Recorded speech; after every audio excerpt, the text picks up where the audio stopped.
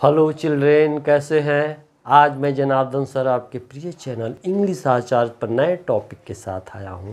तो बच्चे, आप थंबनेल को देखकर पहचान गए होंगे कि नया टॉपिक क्या है। नया टॉपिक द का प्रयोग है, जो डेफिनिट आर्टिकल से बिलोंग करता है। पिछले वीडियो में आप एन के प्रयोग के बारे में जाने थे, जो इंडेफिनिट आर्टिकल से बिलोंग करता है। तो बच्चे, आइए हम लोग इसके बारे में जानते हैं।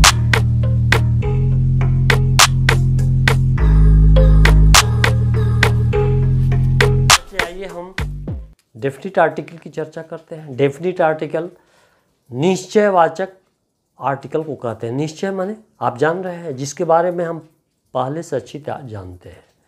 तो निश्चयवाचक आर्टिकल के एक रूप होता है, यानी द होता है।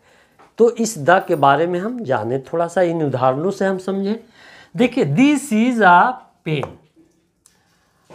यहाँ पेन के पहले ए दिया गया, इसलिए कि पेन के बारे में पहले नहीं जाना जाता था। अचानक आया तो इसके लिए पेन के पहले ए दिया गया। लेकिन पेन को जब हम जान गए, द पेन इज ब्लैक, तब यहाँ द का प्रयोग किया गया, इसलिए कि पेन अब हमारे नज़र में निश्चित हो गया। फिर आगे देखिए, दैट इज एन एप्पल। यहाँ एप्पल को पहली बार देखा गया, इसलिए इसके पहले एन दिया गया।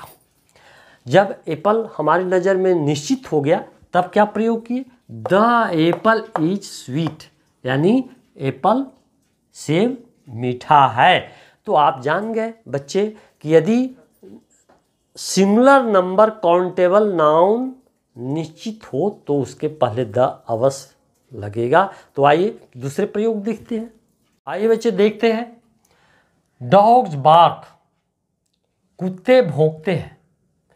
इसके पहले द का प्रयोग नहीं हुआ। क्यों ऐसा हुआ? इसलिए कि ये अनिश्चित कुत्तों की चर्चा कर रहा है। अब यहां देखिए, the dogs of this place are naughty, यानी इस स्थान के कुत्ते नटखट है। जब ये हो गया कि इस स्थान के कुत्ते, इससे निश्चितता का बोध हो रहा है, इसलिए प्लूरल होते हुए भी द का प्रयोग किया गया। अब यहां देखिए, काउज गिव मिल्क, गाय, सभी गायें दूध देती हैं, और यहाँ प्लूरल है, कोई आर्टिकल का प्रयोग नहीं हुआ, यानी द का भी प्रयोग नहीं किया गया।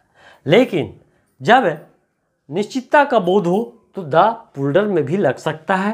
The cows of Ram give sweet milk, यानी राम की गायें मीठी दूध देती हैं।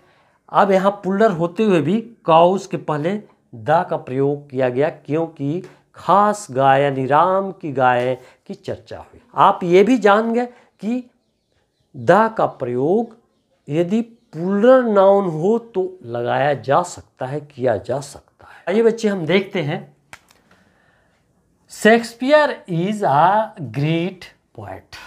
यहाँ शेक्सपियर के, चूँकि प्रॉपर नाउन है, अनकाउंटेबल है, इसके पहले आर्टिकल का प्रयोग नहीं किया गया, यहाँ तक कि द का भी प्रयोग नहीं किया गया, क्योंकि ये अनकाउंटेबल है।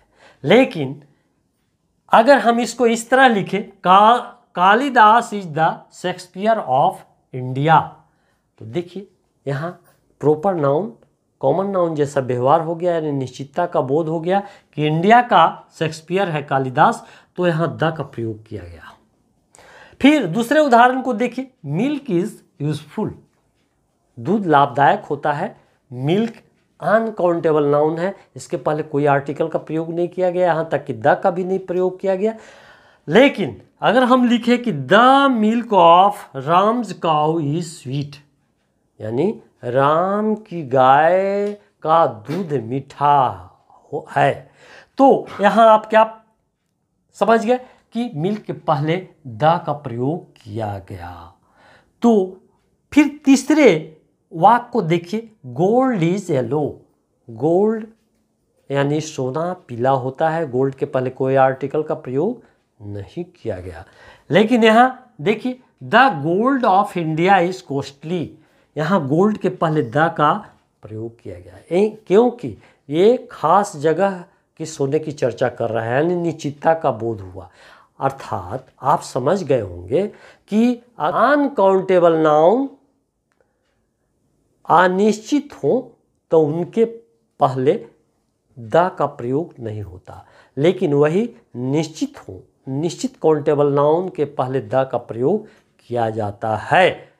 बच्चे आइए एक चीज़ को मैं कन्फ्यूजन को दूर करने जा रहा हूँ कि कभी हम द का उच्चारण करते हैं, कभी दी का उच्चारण करते हैं, तो ऐसा कहाँ करते हैं। तो मैं एक उदाहरण देने जा रहा हूँ, उदाहरण से समझा रहा हूँ कि the book of Ram is new, the import of Rani is old. एक जगह द का प्रयोग किया गया, द का उच्चारण किया गया, और एक जगह दी बोला गया। ऐसा क्यों? देखिए, गौर से देखिए, बुक के पहले जो द आया तो बुक का पहला लेटर क्या है? बी, जो कॉन्सोनेंट है। यदि कॉन्सोनेंट के पहले द आए तो उसका उच्चारण हम द करते हैं, और यदि वॉवेल लेटर यानी वॉवेल लेटर के पहले द आए तो उसका उच्चारण हम दी करते हैं। तो बच्चे ये भी कन्फ्यूजन लोगों को होता रहता है कि कहाँ हम दी उच्चारण करें और कहाँ द करें।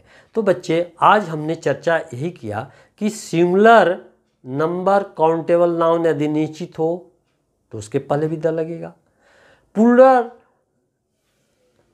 नाउन यदि काउंटेबल हो और निश्चितता का बोध कराया जाए तो भी द लगेगा। अनकाउंटेबल नाउन यदि निश्चित हो तो उनके पहले भी द लगेगा। ये तो जनरल व्यू हुआ। हम स्पेशल जो रूल्स हैं अगले वीडियो में चर्चा करेंगे।